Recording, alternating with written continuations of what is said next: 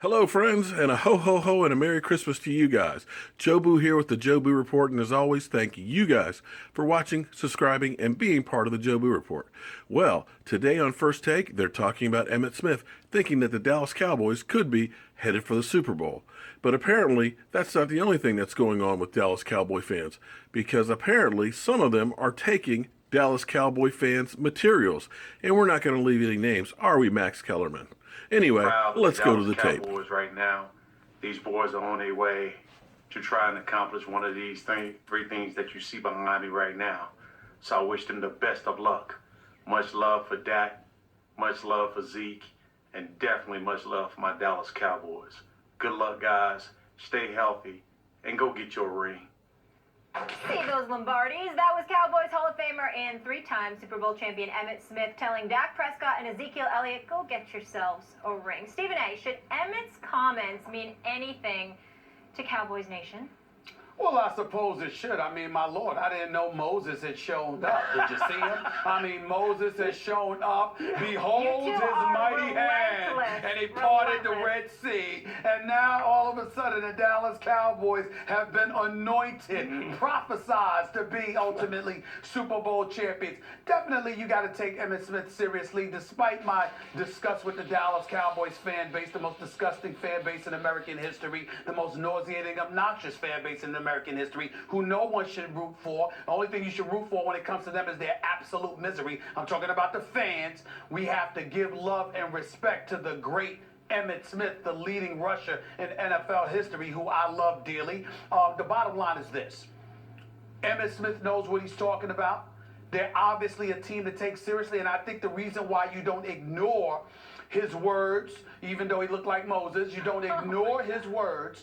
You don't ignore it because Emmitt Smith has not been one to come out and speak this way about the Cowboys. He didn't speak about them this way when they went to 12-4 a couple of years ago and lost that playoff game at Lambeau Field. He didn't speak about them in that fashion en route to that playoff appearance. He didn't root for them years ago when they went 13-3 before losing that divisional playoff game to the New York Giants. He didn't do that. He clearly sees something special in this team, and you have to take his words seriously because he's not going to be gung-ho about just throwing out such praise.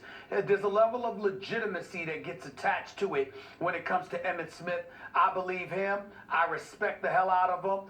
He has the right to say it. He has the cachet to say it. I just hope and pray beyond measure that he is absolutely, positively wrong, because even though he's a good person, a good man, and a very, very valid Cowboys fan, he is not the disgusting, obnoxious, delusional, pain in the you-know-what typical Cowboy fan that has sifted through our society like a damn virus. He's not one of those Cowboy fans. I am glad that Emmitt Smith seems to have taken to Quakerism. I think there's a lot of value there, but it does look like something's going on there. Unbelievable.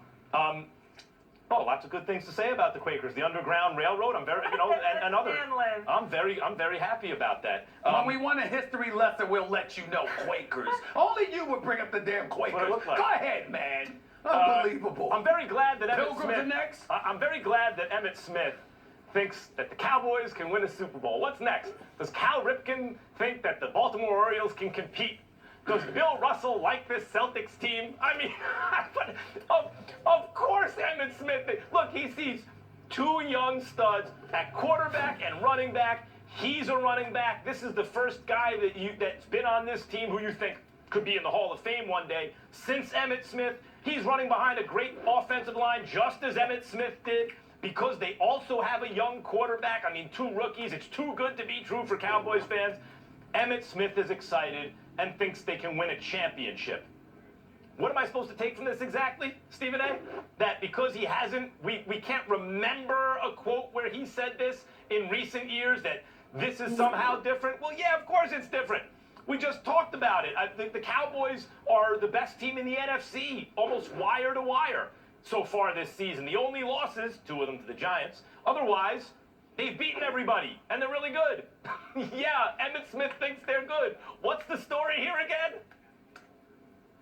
Well, the story here again is that there's a level of credibility that comes attached to it, and more importantly than that, he's not one to say that. If he was the typical guy always ballyhooing about the Cowboys, and there had been times where they gave you indications that they could make a run and you heard his voice, that would be different. What stands out to me in this particular situation is that he seems to be emboldened by what he is seeing. And he's somebody that hasn't been, gung-ho about doing so. Remember, Max, that his initial departure from the Cowboys wasn't ceremonious. He wasn't treated with the deference and respect that he deserves. And I'm glad you brought this up because this is very, very important. I remember years ago, the Dallas Cowboys had won a championship. They won their first Super Bowl with Jimmy Johnson. Their second time around, Emmitt Smith was a holdout. He missed those 2 games. They had ultimately reached an agreement, and Emmitt and I have personally talked about this. I have never seen a person who just signed a contract extension look more furious than he had looked, because it took the Dallas Cowboys starting 0-2 after they had won the Super Bowl the previous year for Jerry Jones to come to his senses. He didn't hold out with Troy Aikman. He didn't hold out with other dudes, but he held out with Emmitt Smith, and Emmitt Smith was highly offended by that. When Emmitt Smith ultimately departed later on in his career, and he went to Arizona, he didn't feel he was treated right. So there's always been, there's respect, but the level of love and adulation that you're seeing from Jerry Jones as it pertains to Tony Romo, that wasn't there for Emmitt Smith. Emmitt Smith is a prideful man. So he's somebody that remembers that, recalls it, holds on to it, and is very, very reluctant to give undue praise to the Cowboys. But he's willing to do it here, which tells you how legitimate he thinks they are. That's why you should respect it. All right, we will leave it there. Coming up, Matt. There's a rumor being spread about me and the crew, about something we did or supposed to do. You might not have heard it, or maybe you have, but when I first heard it, all I did was laugh. I used to get angry and all uptight, but you can say